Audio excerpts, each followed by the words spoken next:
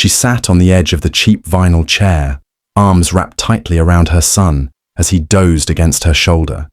His tiny backpack had Spider-Man stickers peeling at the corners, and his worn sneakers hung just above the floor, swinging softly, in rhythm with her racing heart. The office was too quiet, the air too stiff. Across the desk, her manager stared with the kind of practiced detachment that always came before bad news. "Emily," he said, sighing, "we've talked about this before. You can't bring your son to work." "I had no choice today," she whispered, trying to keep her voice steady. "His sitter cancelled last minute. I didn't want to miss work again. It's not about choices. It's about policy. We're going to have to let you go." For a moment, time froze. She wanted to speak, to protest, but the words caught in her throat. Her son stirred, his small hand clutching her tighter, unaware that the world had just shifted beneath them. Emily had never wanted a handout. After her husband's accident 2 years ago, she'd done everything she could, waitressing night shifts, cleaning houses, finally landing this front desk job at a mid-level design firm. It wasn't glamorous, but it was steady. And now it was gone. She left with tears stinging her eyes, walking out into the cold with her son holding her hand and asking, "Did I do something wrong, Mummy?" That question echoed in her mind for days. She applied everywhere, lied about being fired just to get a foot in the door. No one called back. The little savings she had were dwindling. The rent notice was already pink when she finally got a call, an interview at a new office across town.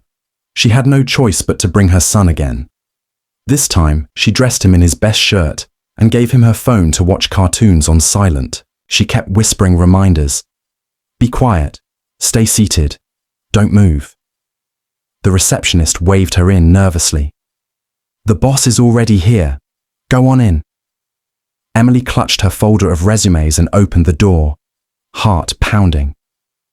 Inside stood a tall man in his early 40s, dark hair flecked with silver, warm eyes that met hers immediately. He extended his hand. "Hi, I'm Daniel. You must be Emily." She shook his hand, trying not to let him see how badly it trembled. But before she could speak, her son peeked from behind her, dropping the phone with a soft clatter. "I'm sorry," Emily stammered. He just came with me today. I couldn't." Daniel's expression changed. He knelt down to the boy's level. "What's your name, buddy?" "Liam," her son said shyly. Daniel looked up at Emily, and then slowly, stood. There was something in his eyes, something deeper than pity. "I used to be that kid," he said softly. "Single mum, no babysitter. She worked 3 jobs and sometimes brought me to her night shift at the diner. I'd sit under the counter doing my homework while people stared." Emily blinked. The air seemed to shift. "You're not in trouble," Daniel continued. "In fact, I'd like to offer you the job. Front desk, full-time. Benefits. And we have a childcare stipend, by the way." She couldn't breathe. "You're serious?" "Absolutely. We don't fire people for being parents. Here, we support them." Tears welled in her eyes, and this time, she didn't fight them. Liam hugged her tightly, as if he understood something big had happened.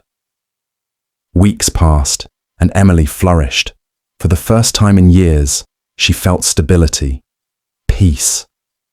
One afternoon, she brought in cupcakes for the team, and as they sang happy birthday to Liam in the break room, she looked across the room at Daniel, who gave her a small, knowing nod.